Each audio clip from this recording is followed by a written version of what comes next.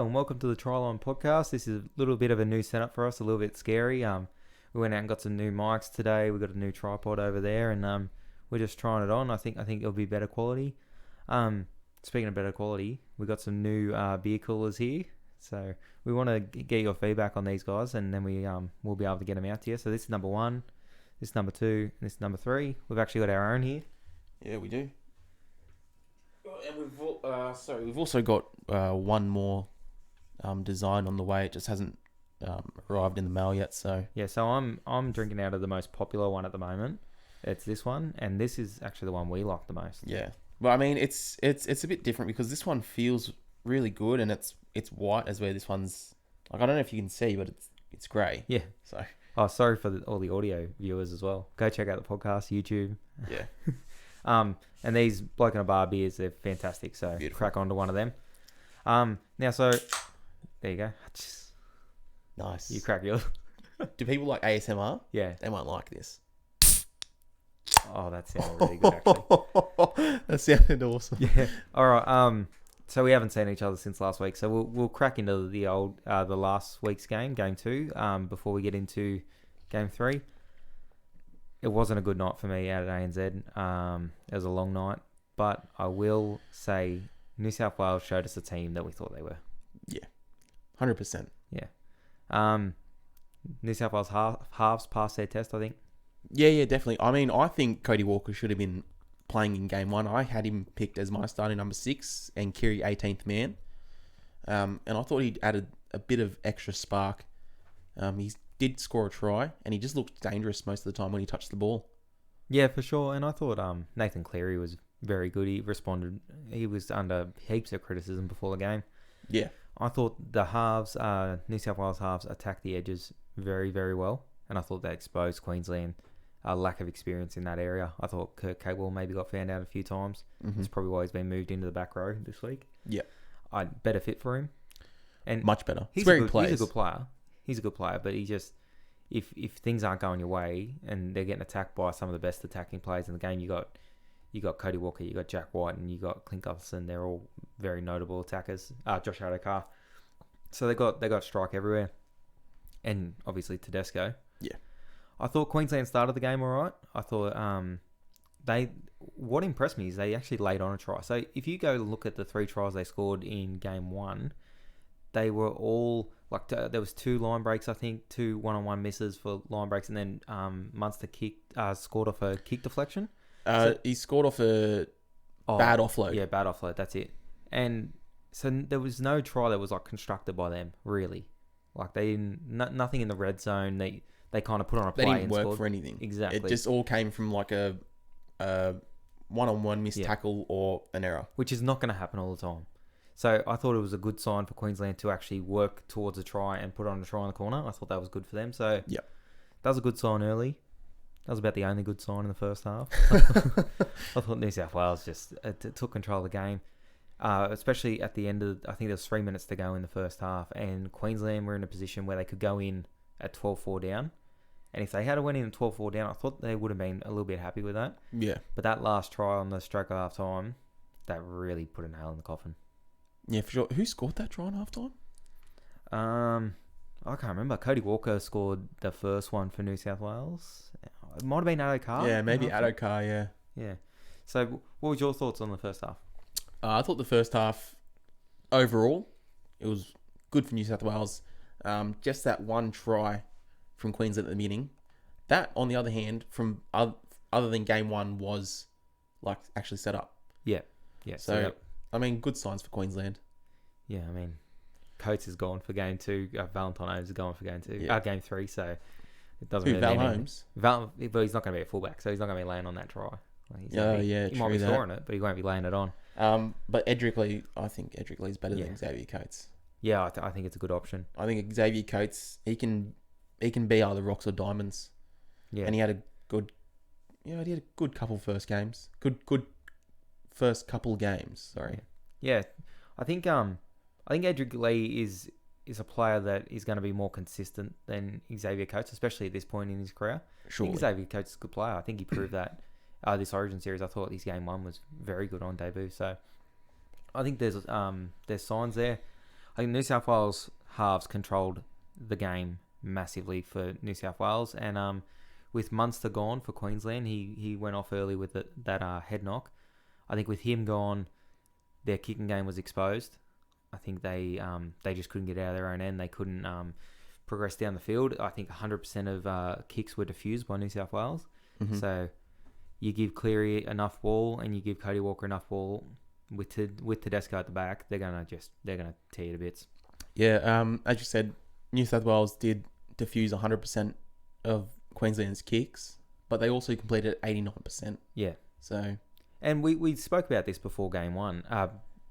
We thought New South Wales had another gear and Queensland didn't have another gear. yeah. And that did show in this game. The second half, much the same. New South Wales controlled the whole game.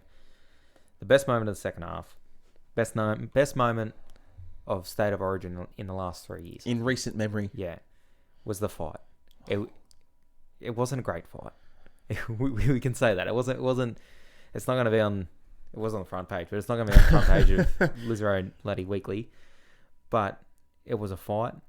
It was the biggest cheer of the night, and I think the NRL has showed their hand in not suspending the players. I think Origin needs the fight and needs the hate.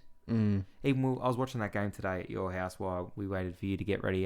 2014. Yeah, so it was the last game in Game 3, and you could see New South Wales hated Queensland. Was that the year that Paul Gallen punched Nate Miles in the head? Yeah, it might have been. Yeah. Anyway, that's a good year. They had Paul Gallen, Greg Bird, Bo Scott, and you could see that they all hated Queensland, and that's what it's built on. Mm. It is built on hate, and there's 3 nights a year that we can't even get along. I hate New South Wales during those games. You know what I mean? And that's how it is, and that's good, and that's what everyone wants to see. And I think when you see the fighting and you see people running in and the real hate, that is what drives people to these games. That is what makes it the 3 most watched TV show during the year. It's game 1, game 2, game 3. Well, that's what Origin was built on. Like, Exactly. you go back and look at all the like Origins when it first came about. There's fights in every single game. Yep. Fights in every single game. That's just what Origin was. And what highlights do they show you? They don't really show you the tries back in the day. They show you the fights. I don't think I've seen any Origin tries from before 2000. Just seen fights. Yeah, just fights. But that's what it's built on, and I think that's okay. I can understand that they don't want mums to see that and then not have their kid play footy or whatever, but give us 3 nights a year. Yeah. Give us a little bit of leeway. Don't suspend them. Throw the guys in the bin for 10 minutes. I couldn't care less. Like, as long as both of them go, and if 2 people are fighting, as long as both of them go, I'm okay with that. But we need the fighting. It was sensational. Yeah. And we are all hoping tonight that Timo goes out and punches Hass's head in. Oh, I don't know about that. Who do you reckon if he tries, would win? I hope he gets sacked. Yeah. I hope Tino takes it. I hope if Queensland are kicking off, I hope Payne Haas can take the first hit up and just jam Tino. But that's what it's about. I think we both agree with that. Yeah. Cameron Smith, he's a great of Origin. He's an Australian great. He's one of the best players to ever play the game, in my opinion. What about your opinion? He's one of the best referees in NRL history. Yeah. Well, it's not hard. There's not too many good ones. No, there's no good ones. His book coming out this week, and he said that he wasn't going to go back to the Storm. He said that he wasn't going to stand in the way of Brendan Smith and Harry Grant, which I thought was very good of him. Mm-hmm. But he did not close the door on leaving the NRL. He did not say he was going to retire. Okay, so What's he doing? hold on. With that clause in Harry Grant's contract, so does it say that he can still look elsewhere if Cameron Smith is not there? No. So if Cameron Smith leaves, he has to go back. Yeah, he's back. Yeah, Okay. so that's how it is. And same with Brendan Smith. Brendan Smith had told his manager that he would be open to testing his worth on the market if Cameron Smith hung around. He just re-signed though, didn't he? Yeah, no. So he the same kind of situation. He had spoken and he said he would look at the market if Cameron Smith stayed. And same with Harry Grant's was more actually like if he can literally go if Cameron Smith's there. Brendan Smith was more like I'll test the waters. So Harry Grant is playing for Melbourne He's playing 2021. for the Melbourne Storm next year. Unlucky Tigers. I know they can't catch a break at the moment. Yeah, well, he said he was going to go sign for the Tigers. He's going to play for the Tigers. Yeah, well, let's talk about the Tigers a little bit. They just let go of one of their better young players, Sam McIntyre. He's going to go to the Titans. The Titans. We'll speak about the bloody Titans. Yeah.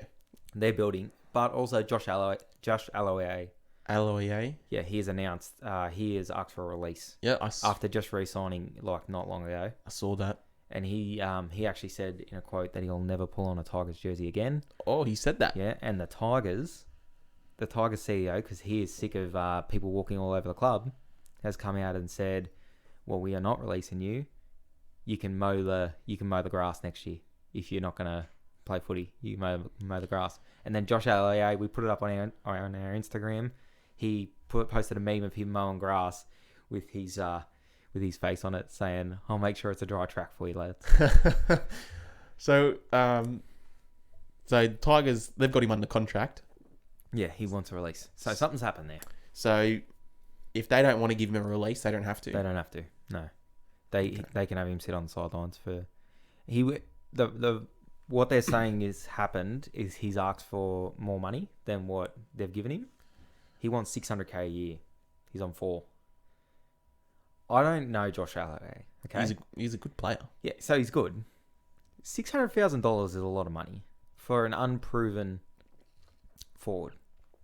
And he just got injured at the back end of last year. Yeah, so I think you gotta earn your stripes. I understand they gotta earn their money, and they're only playing for a certain amount of years, and I can't do it either. I can't play at that level, so who am I to say anything?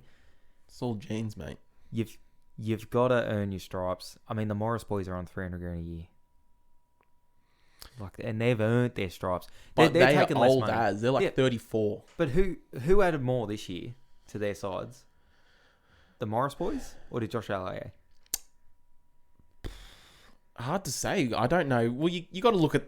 Mate, you can't just say that someone added more to a team without backing that up with the stats. Bruh, this guy's killing me. He's killing me. Okay, who added more out of the 2 front rowers from the Tigers?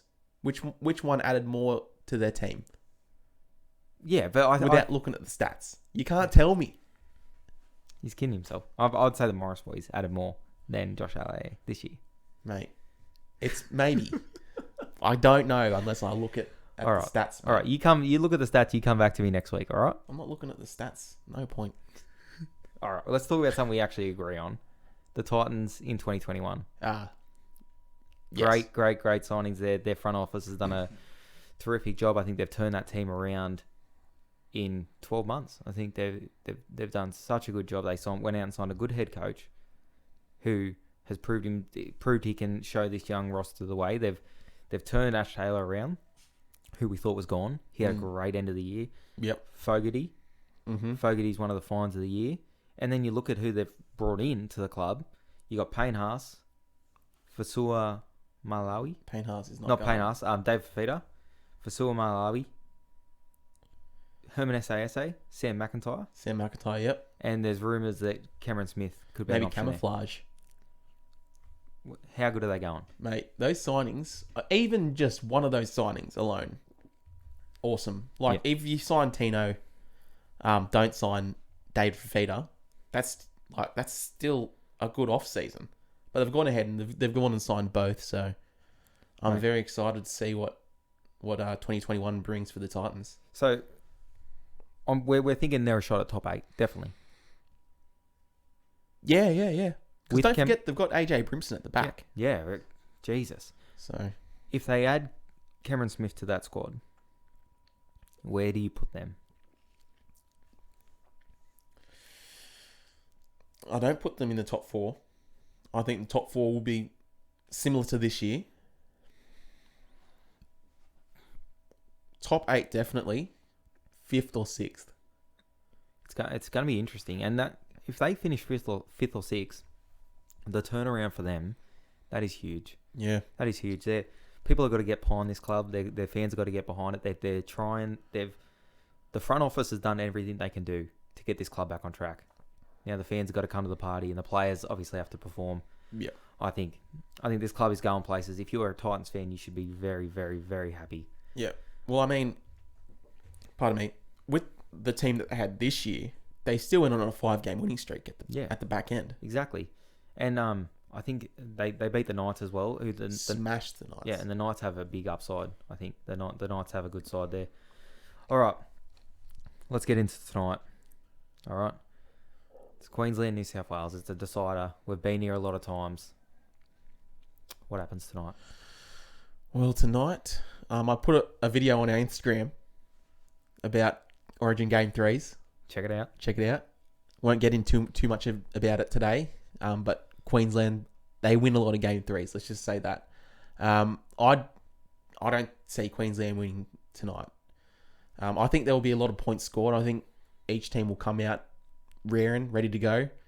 I think they'll both be fired up from what happened last week with the blue. Yeah, a bit of a biff, and all the stuff that's been going on in the media. They've all been hyping up, saying, "Oh, are you guys going to get even? You guys are going to start it up again?" I think each team is going to come out like ready to throw them. Yeah. I think it's going to be very quick. I think both teams will put a lot of points on. I'm going to predict New South Wales winning 28-24. Yeah, see, I can't see a Queensland win. I'll say that. As a proud Queenslander, I can't see them winning tonight.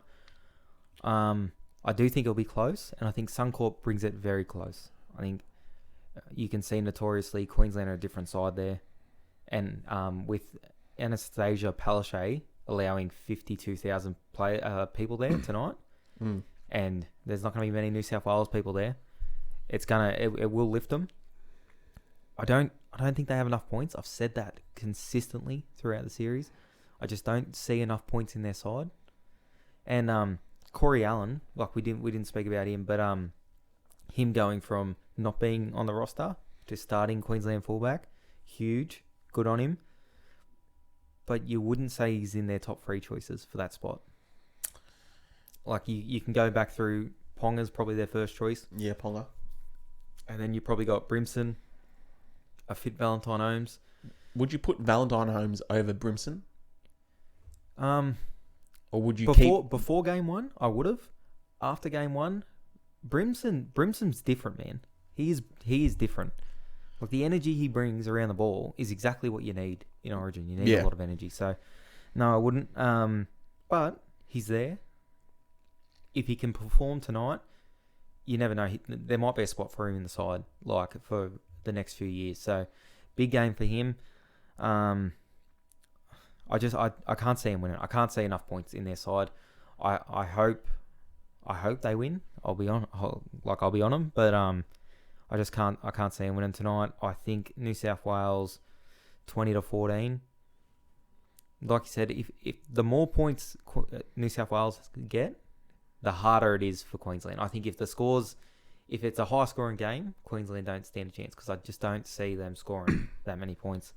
Player of the series, I think we're probably on par here. Teddy, yeah. If New South Wales win, if Queensland somehow pull a miracle, Gagai.